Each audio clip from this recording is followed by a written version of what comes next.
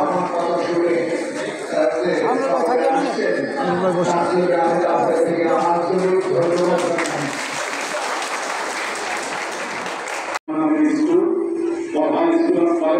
এবং বিভিন্ন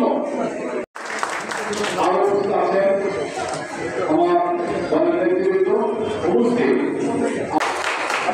আর একটা আশ্বাস দিতে চাই আপনারা দেখতে কি লেখা আছে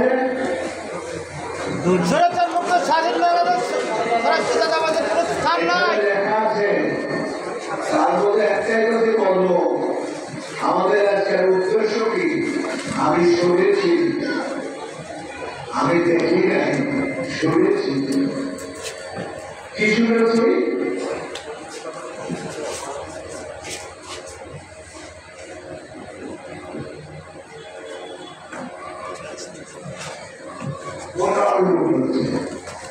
আমি শুনেছি কি সর্বজাতের প্রকাশ করছে স্বর্ণের প্রকাশ করছে এই স্বর্ণের দোকান লোক হচ্ছে কত টাকার কথা ছিল এরা তারা করলো আমাদের তো বলায় এখানে কি আমাদের কাছে তাইকে লোক করলো তাদেরকে খুঁজে বের করতে হবে না এবং আমি আপনাদেরকে এই আশা দিচ্ছি যে যারা লুট করছে তাদের নামটা আপনারা অনেকে দেখেছে যারা লুট করছে দূর থেকে দেখছে তাদের নামটাও ভেতরে করে আমার কাছে দিবে এই লোকের মাল তাদের ফেরত দিতে বাধ্য করবো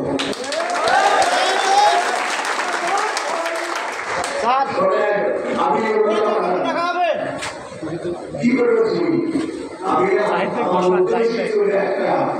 বসেন শিক্ষিত আর সংস্থাটা গুরুত্ব থাকে তার কি করবে শিক্ষিত হলে কি করবে দেশের প্রধানমন্ত্রী হবে সুতরাং আমি সেই জিনিসই করতে চেয়েছিলাম যখন আপনাদের এখানে অনেকে যে কখন জন্ম হয় না ৭০ সালে আপনারা হিসেব করে দেখেন যে ৭০ সালে কয়জনের জন্ম হচ্ছে আমার বয়স তখন ৩১ বছর ৩১ বছরে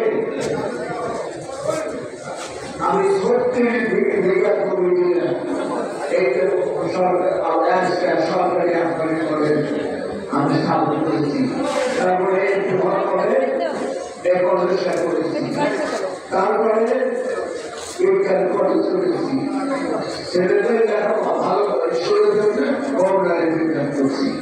আমার মেন ইচ্ছের উদ্দেশ্য ছিল সকলকে আমরা শিক্ষিত করে আসি আর শিক্ষা করে খালি ফোন নিয়ে এমন একটা জানা হবে যে উল্লাহাতে ১০০% লোক শিক্ষিত আমেরিকার মতো অন্য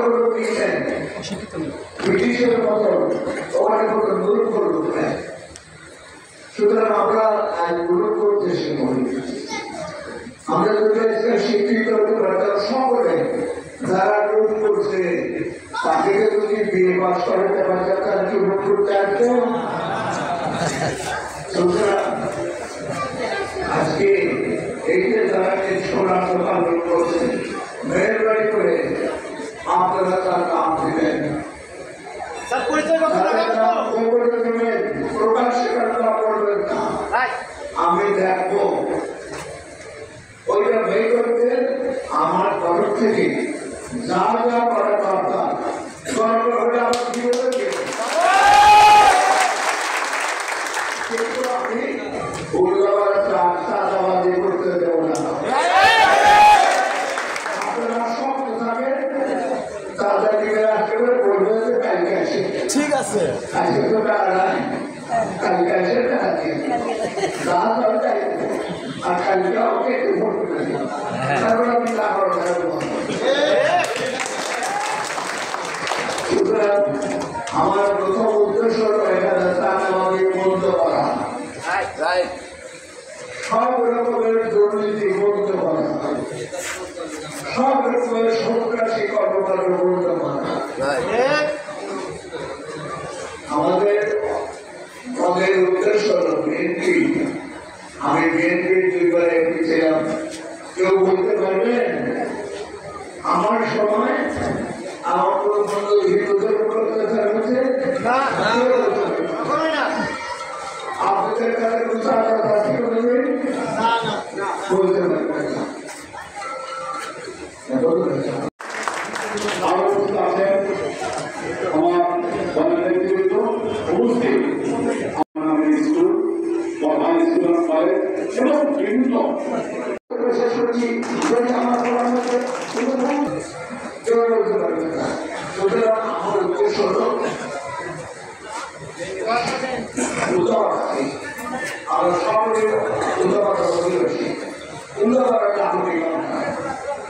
এখানে হিন্দু বলে কিছু নেই, মুসলমান বলে সকলে আমরা উল্লাপাড়ার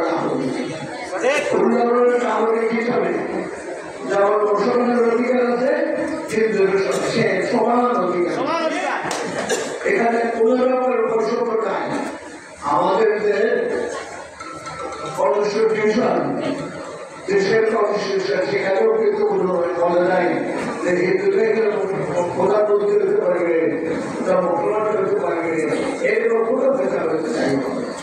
সুতরাং আমরা নিশ্চিন্তে থাকেন, নিশ্চিন্তে বসবাস করেন। যদি কেউ কোনো সময় আপনাদের মধ্যে কোনো রকম কটাক্ষ করে, কোনো রকমের হুমকি দেয়, কোনো রকমের ভীতি প্রদর্শন করে, মেহরবানি করে আমার উনির কাছে থাকবেন, উনিকে জানাবেন। ইনশাআল্লাহ আমি আমার জীবিত হলেও আপনাদের কাউকে আমি উল্লাপাড়া আর আমি কাউকে কিভাবে উচ্ছেদ করতে হয় সে আমি জানি। আর একটা কথা, আমি বেশি কথা বলবো না। এই এলাকার উল্লাপাড়া 2 বারে রেলের বাধা ছিলাম আমি, সে কিন্তু প্রহরের উপযুক্ত ছিল না। আমি তাকে মেয়র করেছিলাম 2 বার। তারপরে বহু চেষ্টা করছে আর মেয়র হতে পারে। হ্যাঁ, বহু আর মেয়র হতে পারে।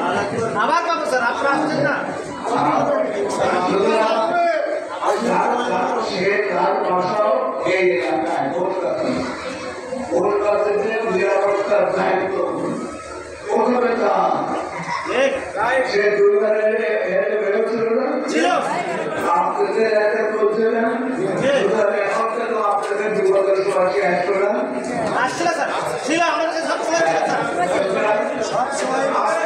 আপনাদের বিপদের সমস্যা এসে থাকে, ওই সাইডে এলাকায় হয় না, এলাকায় হয় না।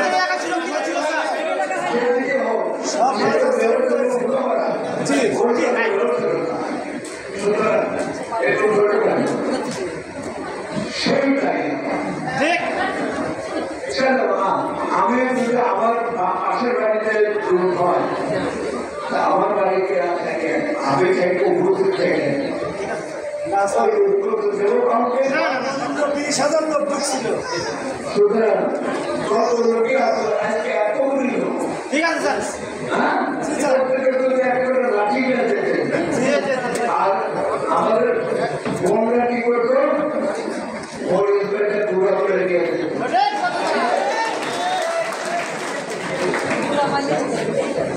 আমার বন্ধের কাছে আমার একটা আবেদন আছে। সে আবেদনটা হল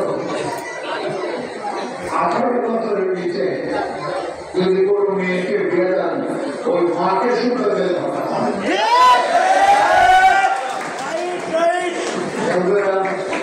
আপনাদের সকলের সন্তানদের লেখাপড়ার দায়িত্ব পাবেন না মায়ের।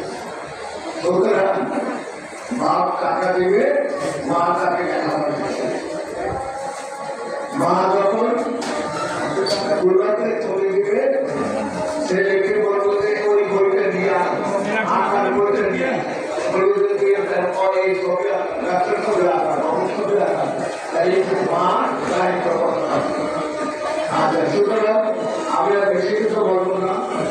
আমি শুধু একটা কথা আপনাদের আশ্বাস দিচ্ছি যে এর পরে যদি কোনো রকম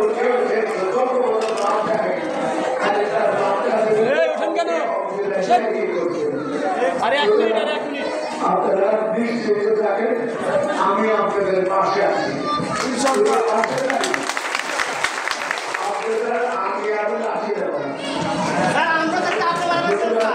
আপনাদের কোনো চিন্তা নেই, এখন কোনো চাঁদাবাজি, কোনো দুর্নীতি আমি উচ্ছেদ করে আল্লাহ যদি আমাকে সুযোগ দেন, আমার যদি আপনাদের ভোটে আপনারা যদি আমাকে চান, আর সে সৃষ্টিকর্তা এটি যদি এটি হবো তো আমরা সকলে জানিও হবো না। যদি আমাকে আমার সাথে যে শক্তি অভাব অনুভব করছে আমি বলতে পারি, আপনাকে নিয়ে আশা দিতে পারি। অতীতে আমার সমাজ আপনারা দেখেছেন, আমি বলছি কারোর কাছে কোনো চাঁদাবাজি করি না, আমি খালি আমার সর্বধর্মের প্রশ্ন করতে পারি না, আর চাকরি দিতে এই কথাও কেউ বলতে পারি। সুতরাং আমি আজকে আপনাদের আশ্বাস দিচ্ছি, আপনারা নির্ভয় আমি আশা দেবো। আর আপনারা বসে থাকবেন, আপনাদেরও রাত্রিকে ঘরে রাখতে হবে। মাসের রাতে কিনে নিয়ে আপনার দোকানে থাকে, এই রাতে আপনারা এত বড় মহিলা আছেন, মহিলাদেরকে দাঁড়িয়ে নেওয়া এই কথা বললে আমি আপনাদের আপনারা পুনরায় আশ্বাস দিয়ে আপনাদের সহযোগিতা চাই যে আপনারা আমাকে সহযোগিতা করবেন। আমি একটা বিশ্ববিদ্যালয়ে নেমেছি 85 বছর বয়স, এই বয়সে আমি কেন এটা আসছি শেষ বয়সে আমি থেকে দুর্নীতি মুক্ত উন্নয়ন দেখতে চাই, সত্তর মুক্ত উন্নয়ন দেখতে চাই, চাঁদাবাদের মুক্ত উন্নয়ন দেখতে চাই। এটা দেখে আমি আলোচনা আপনাদের সকলকে আমাকে ডাকছেন এখানে আসার জন্য, তার জন্য আমি আপনাদের কাছে কৃতজ্ঞ। আপনাদের আন্তরিক আমি ধন্যবাদ জানাই। আপনারা চিরস্থায়ী হন এবং আপনারা সুখী হন, সুখ থাকেন, এই কয়েকটি কথা বলে আমি আমার বক্তব্য শেষ করছি। আল্লাহ হাফেজ। আমার পক্ষ থেকে স্কুল, প্রধান স্কুল কলেজ এবং বিভিন্ন আরো আছেন আমার নেতৃত্ব উপস্থিত